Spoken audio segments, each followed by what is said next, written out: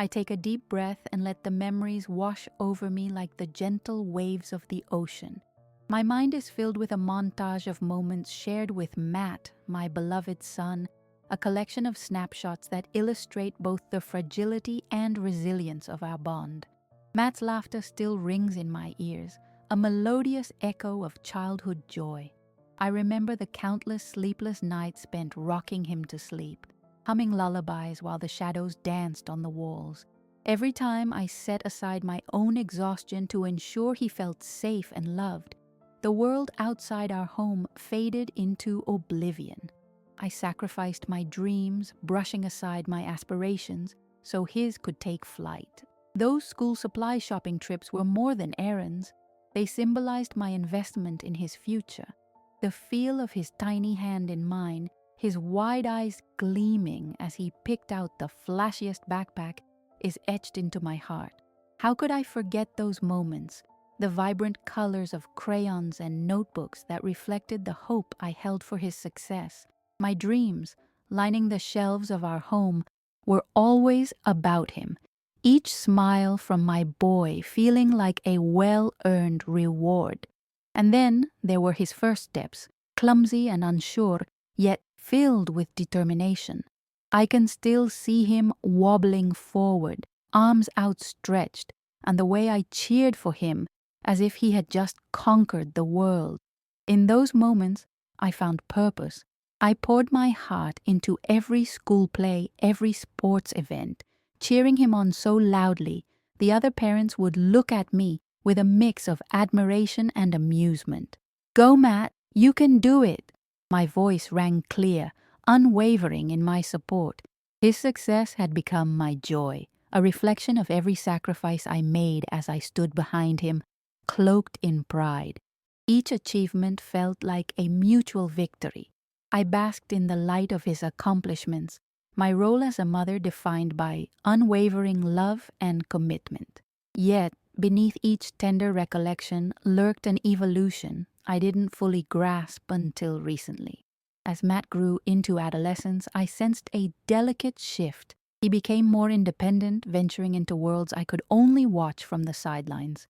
I found myself longing for those precious moments when he would crawl into my lap, seeking comfort from life's struggles. But those days faded quickly, leaving a bittersweet ache that lingered long after he stepped into high school. Despite the growing distance, my hopes remained dim but alive. Could we navigate this new chapter together?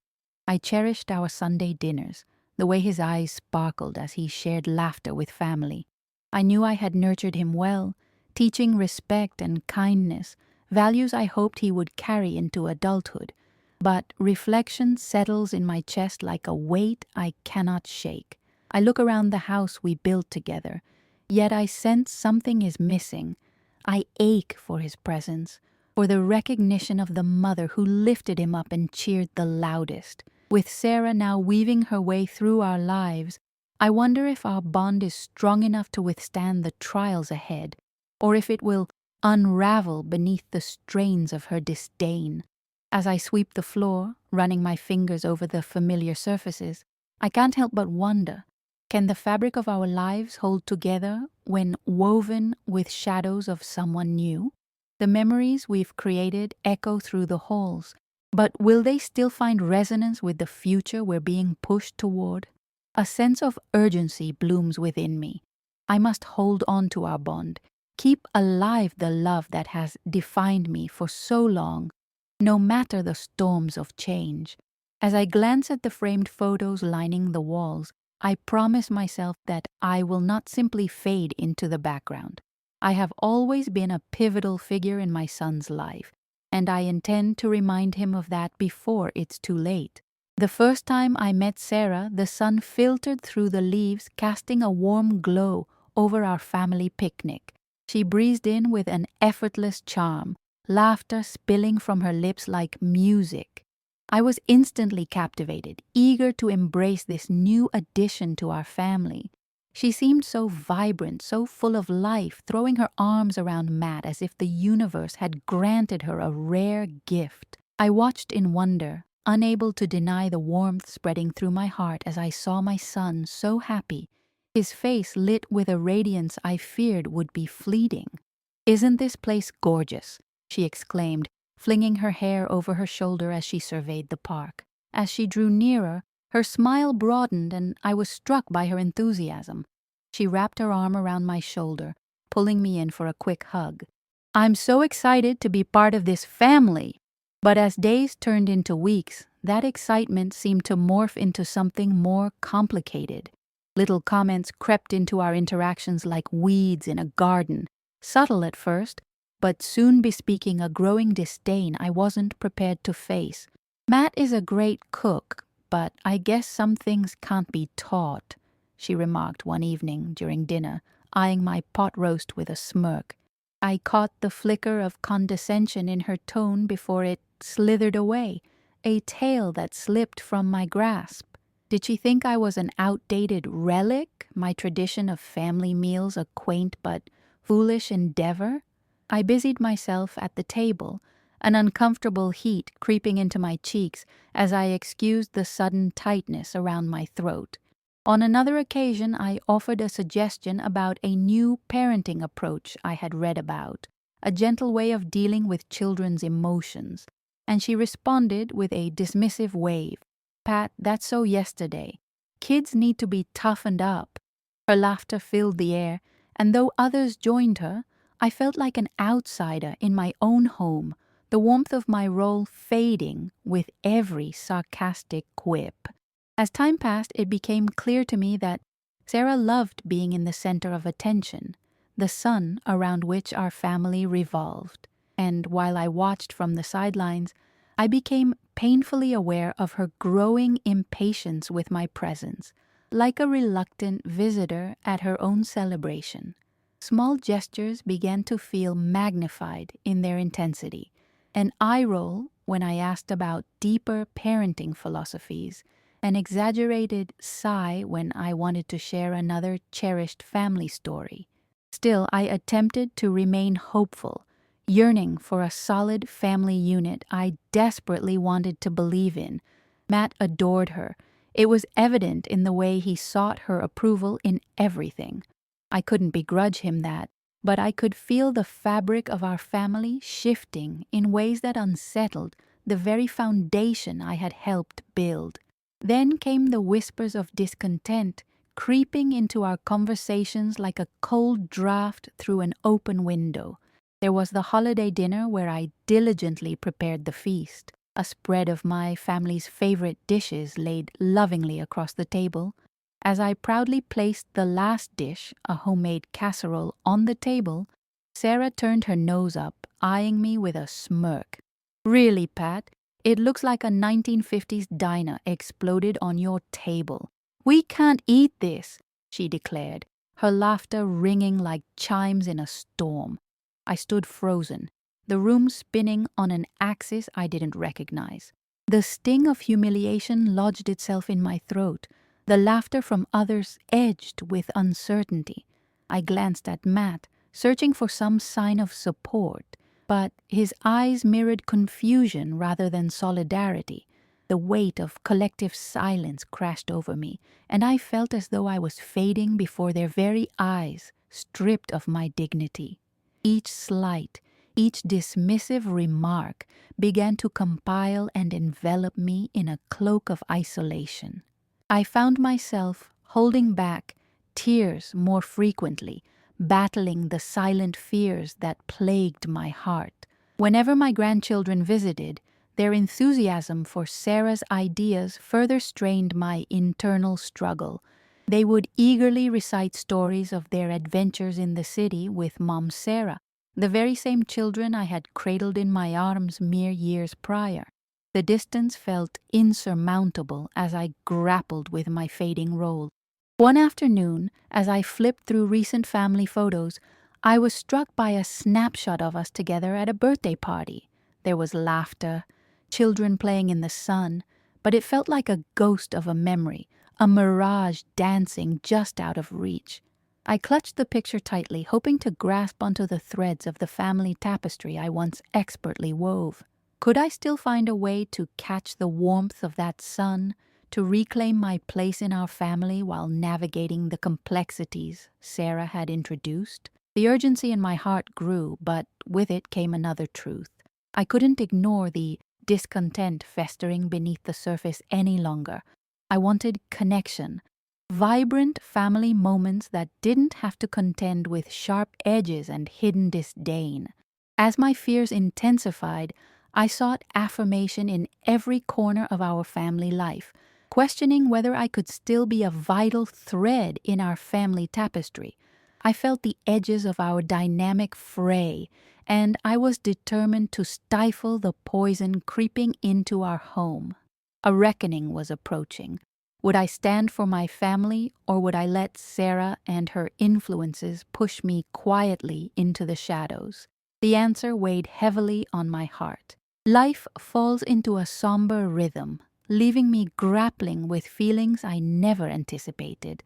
Every morning I wake up hoping for a shift, a signal of reconnection with Matt and the kids. But day after day, the coldness wraps around me tighter, smoothing the edges of my heart with subtle but relentless scorn.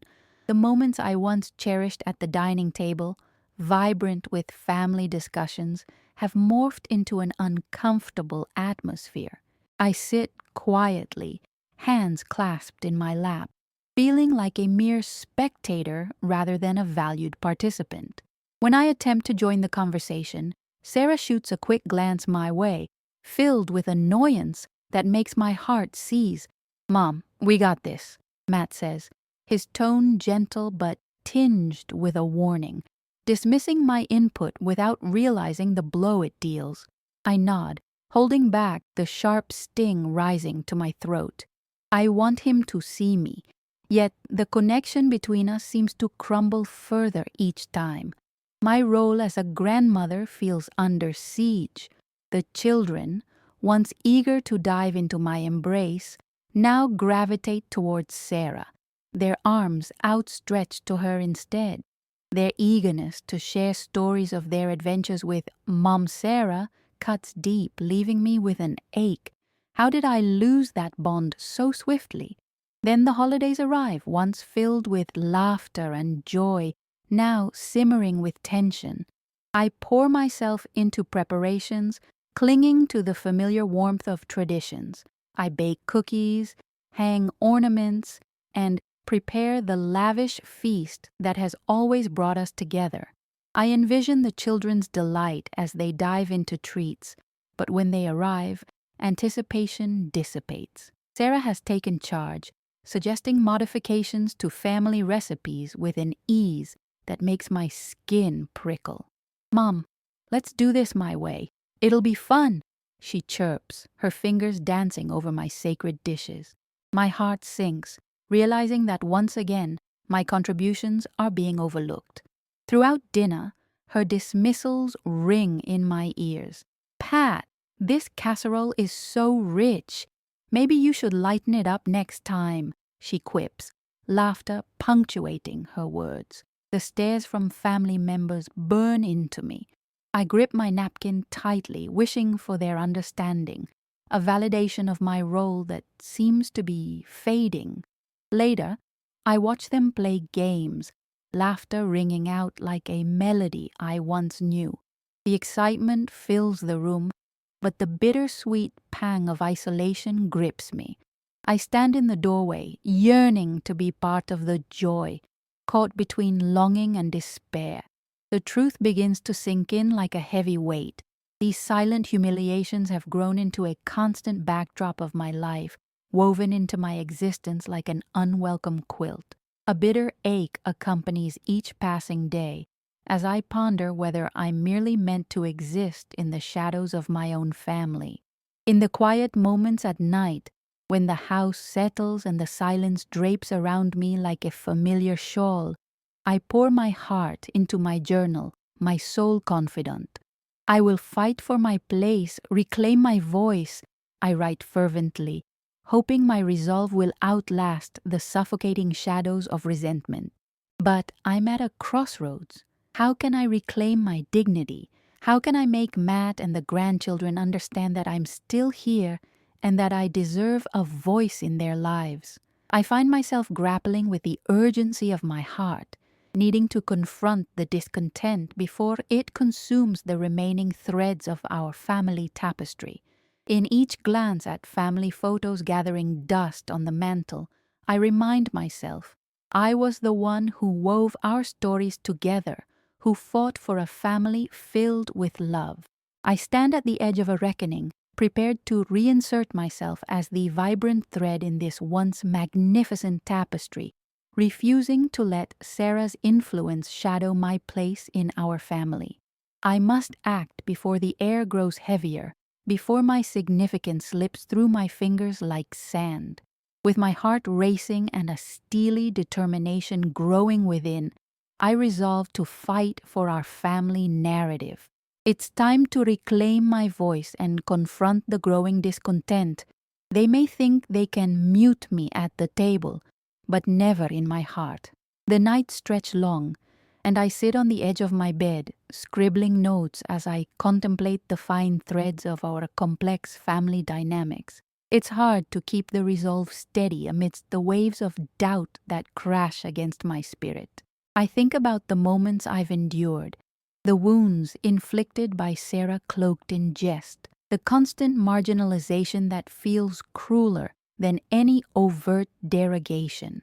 Determined to regain my position, I realize I need to gather evidence, emotionally and socially, of the subtle manipulations that dissect our family.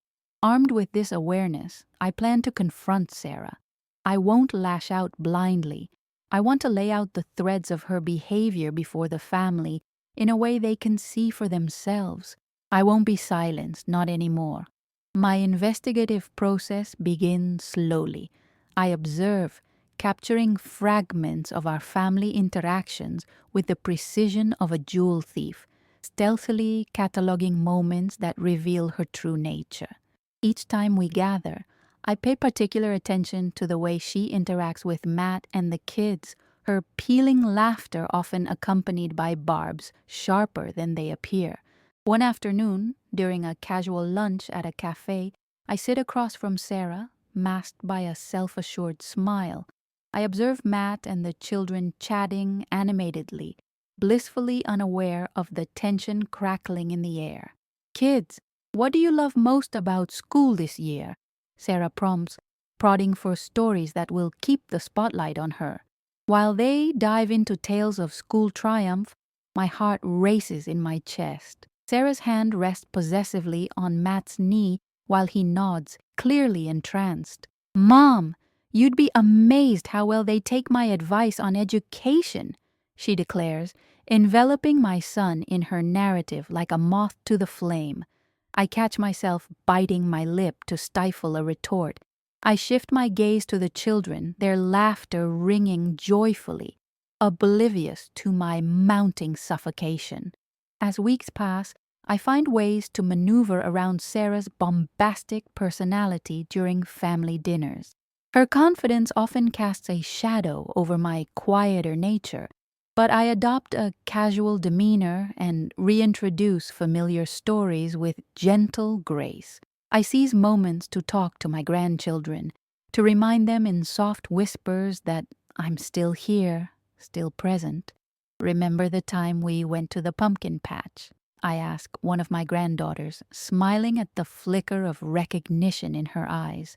"You picked the biggest pumpkin and we carved it together." I'm rewarded with an eager nod and delighted giggles. Then comes a disheartening moment, like a cold breeze slicing through a warm summer day.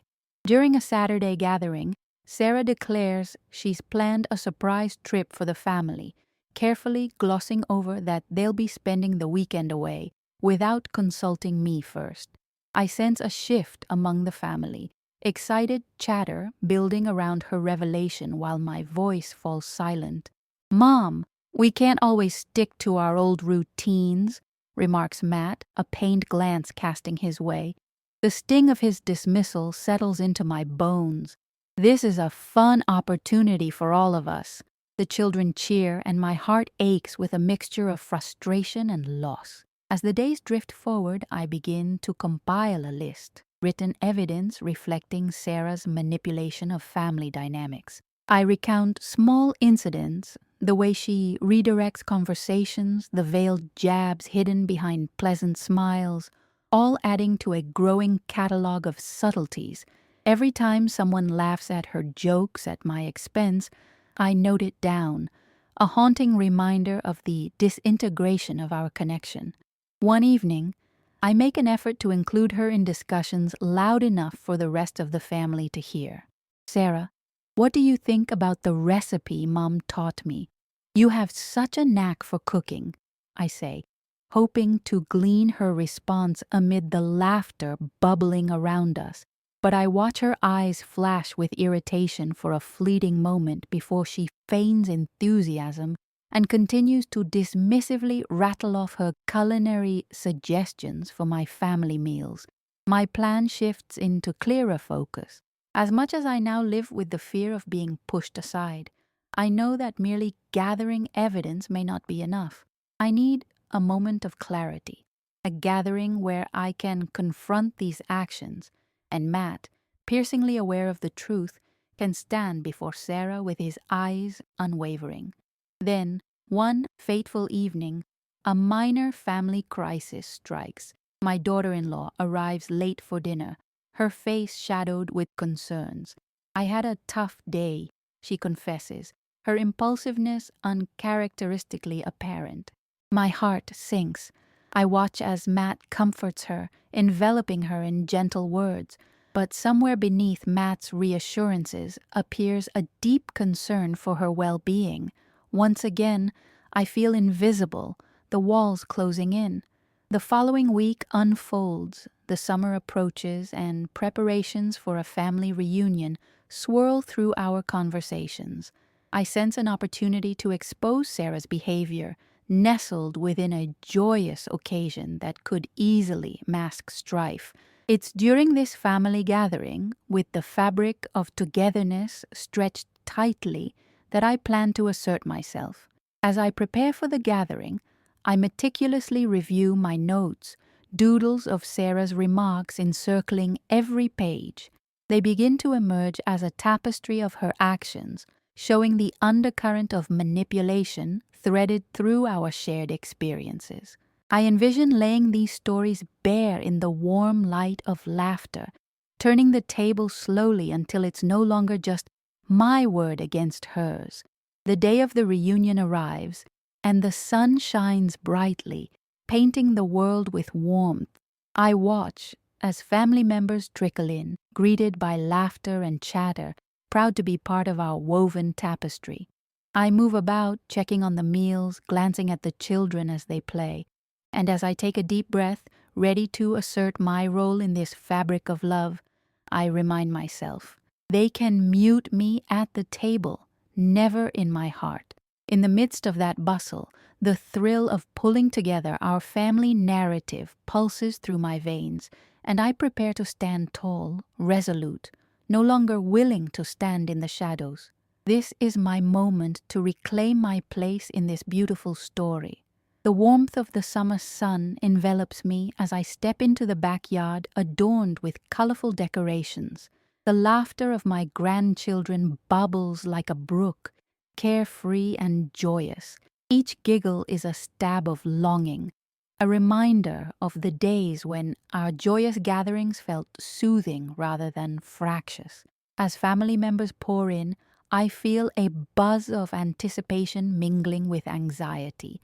I glimpse Sarah moving from group to group, charming everyone with her energy, riling up the laughter while expertly positioning herself at the center. The dynamic beyond her confident facade is disheartening, yet my resolve solidifies. Before the gathering, I mentally revisit the moments I've noted, the laughter that followed her dismissive comments, the gleaming eye rolls that went unnoticed by the majority.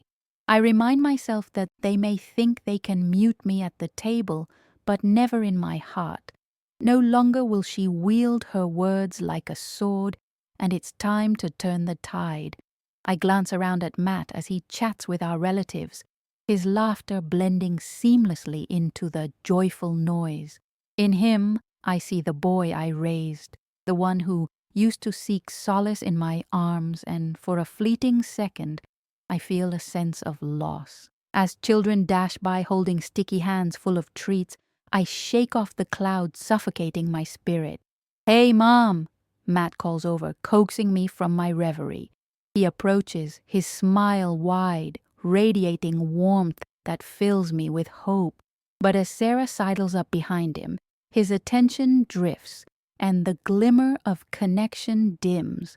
I catch the familiar pang of disappointment, but I can't let that deter me from my purpose. As the afternoon unfolds, laughter echoes, its warmth wrapping the family in a tight hug. I feel the familiar weight hanging over me, and I remind myself of the stories I've gathered. I sneak glances at Sarah, now fully ensconced in the conversations around her, but I can't help but notice the subtle way she dominates the exchanges, directed remarks, chiding jokes at my expense that pass unnoticed by everyone but me. Dinner approaches, and as we gather around a long table adorned with an abundance of food, my heart races. I feel the swell of support from the family, and for a moment I could forget the undercurrents of tension.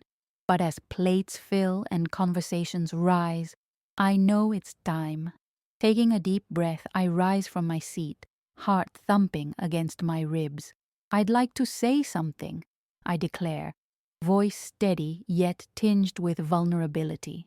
Silence descends, heads turning, and the sudden stillness amplifies the flutter of my heart. This family gathering reminds me of all the love and laughter we've shared over the years.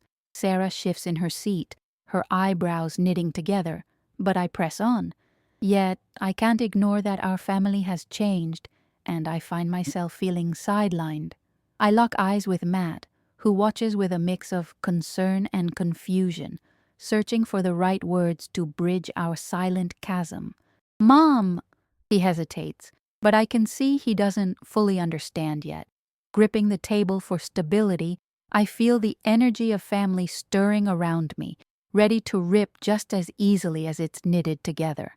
I've been noting how the dynamics have shifted and how painful it is for me to feel left out. My voice gathers strength as I draw from the collected pieces etched into my mind.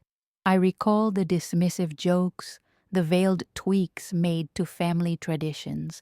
"Sarah, you have an incredible ability to pull everyone into your orbit, and while I appreciate your efforts, it often comes at the expense of memories we once made together."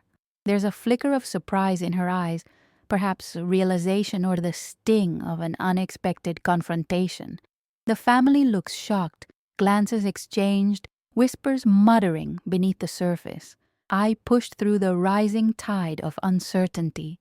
Those moments we spent cooking together, the laughter shared around family meals, felt significant. I fear they are slowly being erased. A moment stretches into time, and I can feel the tension humming in the space between us. "My children grew up on those stories," I continue, steadying my gaze. "I want us to be a family that celebrates everyone, together." Matt stays silent, his eyes flickering between us as the moment unfurls around us. The children sit, still absorbed by their colorful treats, innocent to the fraught atmosphere simmering in the air. I feel the weight of my words hang palpably, anticipating how they will break before us. A soft but firm voice from my sister-in-law, Linda, emerges through the tension. "We all love that tradition, Pat. You brought us together at the table each year, and we need to remember that."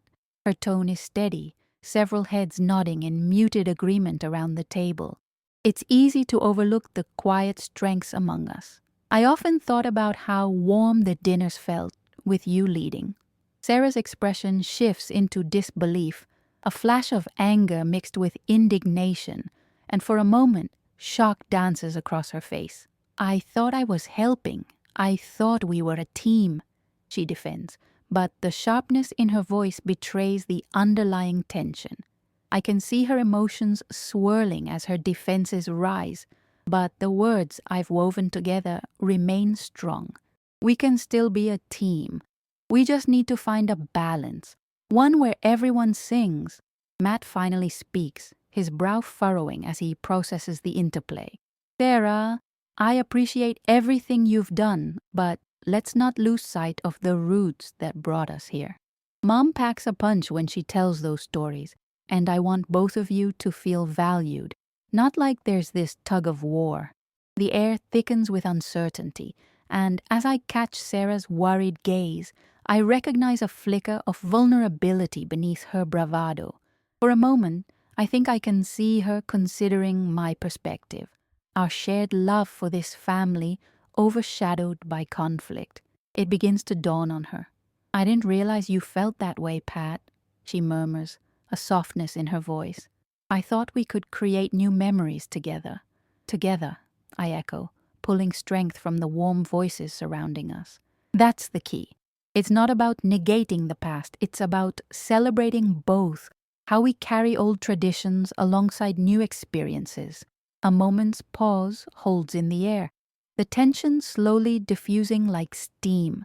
As family members begin to murmur agreement, I breathe in sweet relief, comforting in the notion that our chorus can harmonize rather than clash. With the sun casting golden rays across the gathering, I look around, my heart swelling at the possibility of rekindling warmth. Today feels less about drawing lines and more about weaving a larger tapestry, a melding of past and present. As we transition into dessert, laughter dances once more around the table, a blend of voices overlapping, glimmers of understanding emerging. We may have faced turbulent waters, but this turning point nestled in connection triumphs, a reminder that despite tensions, we are still a family, together. As dessert plates are passed around, the once heavy atmosphere now feels lighter, infused with the warmth of reconciliation. I grasp my fork, the gentle clinking against porcelain echoing like laughter. Moments that were suffocating now begin to breathe again. Each smile exchanged at the table feels like stitching, binding us closer together. I take the opportunity to weave in family traditions, drawing the children into my stories as the sun descends behind the tree line. Did you know that every year we used to gather at this very spot and make ice cream together? I share, watching their eyes light up with curiosity. I'd let you choose your favorite flavors, and we'd create delicious concoctions. Excited chatter emerges, and soon they're clamoring to catch a glimpse of the recipes hidden in my mind. I can tell Matt's interested too, his gaze flicking between me and the kids as he absorbs the spirit of our shared history. I see the glimmer of realization in his eyes. The importance of these legacies bonds our family, generation after generation. Sarah watches this exchange, her expression shifting from annoyance to contemplation. She leans forward, engaging for the first time, channeling her energy toward the children instead of competing against me. Maybe we can have an ice cream making competition, she suggests, her voice lively. I'll be the judge. I notice the shift.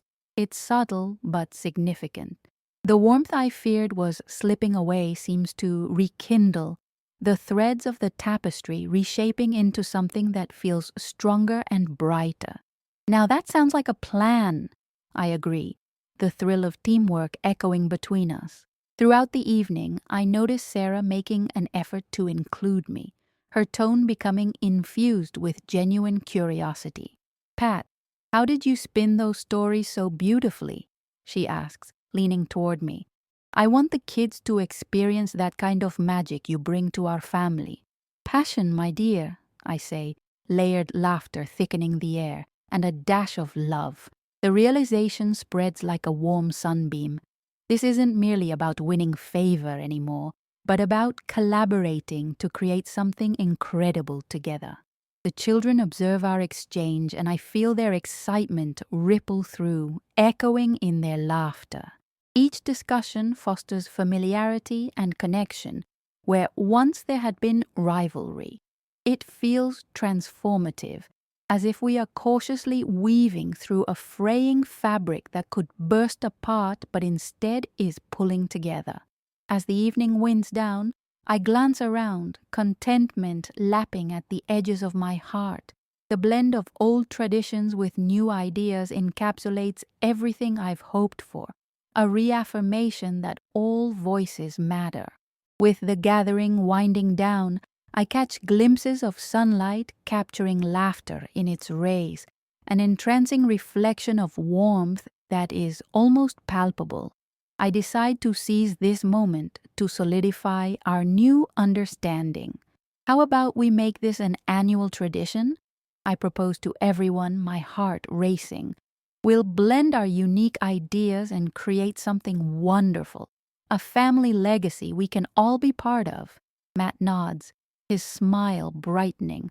That sounds amazing, Mom. He responds enthusiastically. Let's do it! Ice cream making and storytelling combined. The children cheer, energy revitalizing the space again, echoing through laughter. Sarah's smile is genuine, her posture relaxed now. I love this idea, she agrees. Then we can each share a recipe or story. It'll be like a cultural heritage fair. The collective response bubbles up with excitement, and I can feel a connection blossoming between us all. A tapestry once more woven through laughter, understanding, and growth. As preparations are made to clear away the remnants of our gathering, I make my way to the kitchen to assist. The familiarity of the space envelops me like an old friend. I instinctively begin washing the dishes, and the comforting rhythm fills me with warmth. I glance out the window, witnessing my grandchildren running around with uninhibited joy, lost in their playfulness. In that moment, Matt joins me in the kitchen, reaching for the dish towel. I'm proud of you, Mom. His voice feels solid, reassuring. You held your ground and brought us together. His words wash over me like a soothing balm, providing assurance when my heart had anticipated discord. Thank you, Matt, I respond, trying to suppress the tremor of overwhelming emotion. I needed to fight for what felt right and to remind you all of our foundations. I saw Sarah making an effort too, he adds softly. Maybe we can really weave something together like you said. The softness in his tone, the sense of understanding, rebuilds a bridge connecting us in ways I thought had lost their way. Yes, Matt, I say, my heart brimming with hope. It's time to reclaim our narrative, one that emphasizes growth and hope rather than battles. As I step outside for a moment, I breathe in the twilight air filled with the energy of our family, woven tighter than it had been in years. I glance toward Matt, Sarah, and the children, my heart swelling with gratitude. This evening, filled with laughter and connection, metamorphoses our family ties into a stronger fabric, surpassing simple tensions.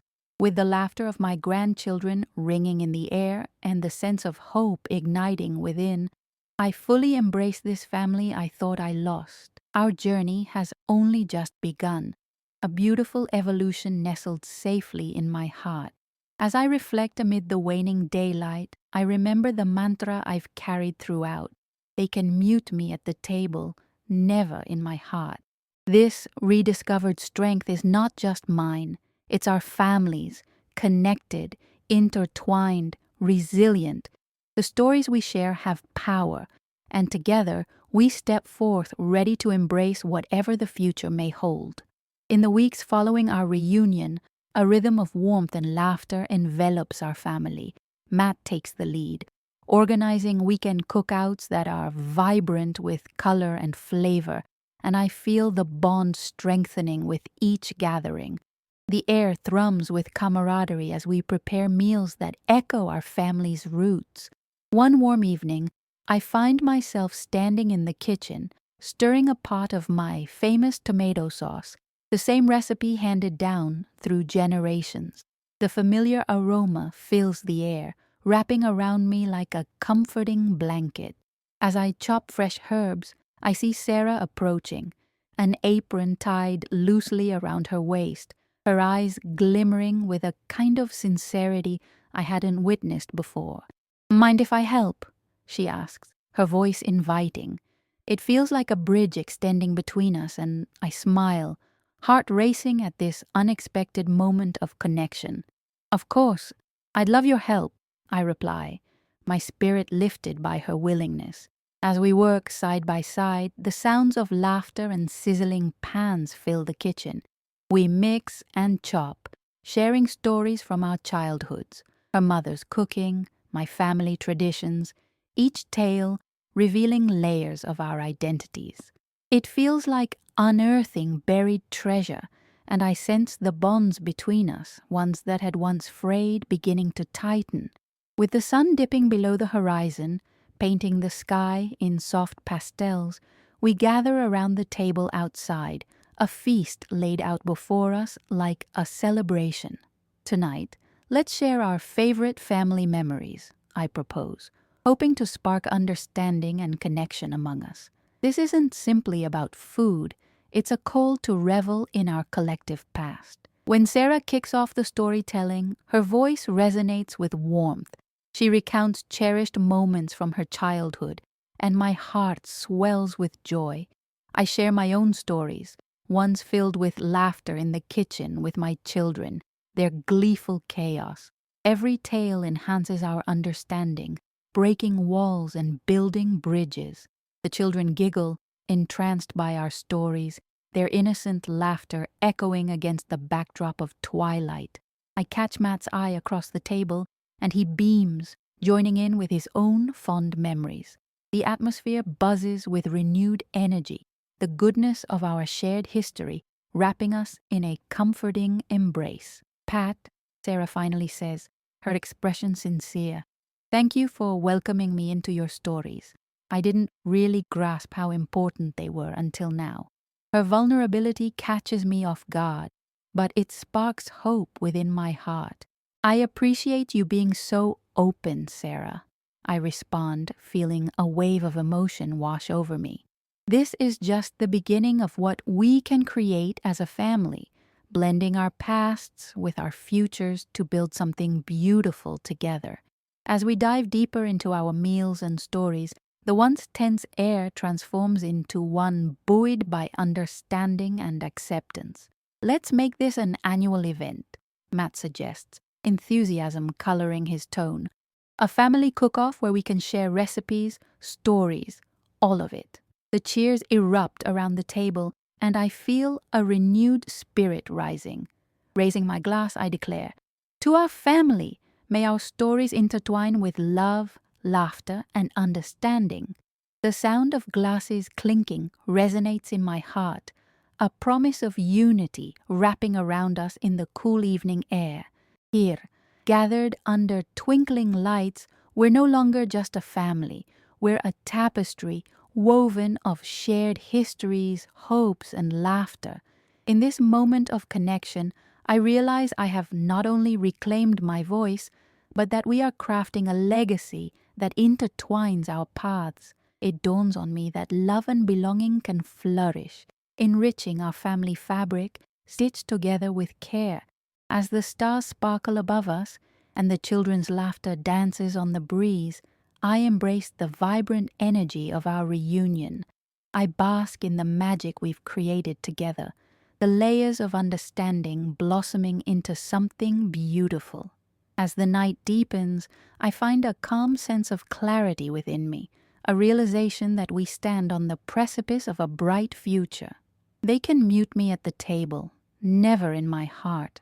So then, as we continue to weave our family's narrative, I know that this is just the beginning, a journey toward love, acceptance, and an unbreakable bond.